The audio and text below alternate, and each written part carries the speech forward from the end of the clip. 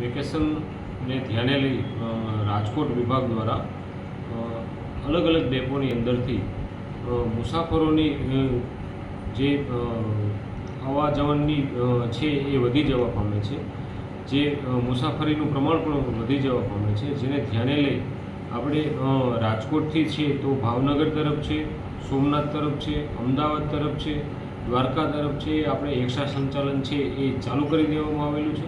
તેમજ જસદણથી દ્વારકા તરફ છે, સુરેન્દ્રનગરથી બોટાદ તરફ છે, પાલનપુર તરફ છે, મોરબીથી અમદાવાદ તરફ છે, કચ્છ તરફ છે। આ તમામ જગ્યાએ આપણે એક્સ્ટ્રા સંચાલન છે એ શરૂ કરી દેવામાં આવેલું છે અને જ્યાં સુધી વેકેશન ચાલુ રહેશે તે દરમિયાન આ તમામ રૂટો ઉપર છે એ આપણે એક્સ્ટ્રા સંચાલન છે એ ચાલુ રાખીશું। આપણે હાલ રાજકોટ વિભાગ દ્વારા 35 થી 40 બસો છે એ એક્સ્ટ્રાના ધોરણે છે એ સંચાલન છે એ વધારાનું સંચાલન છે એ આપણે કાર્યરત કરી દીધું।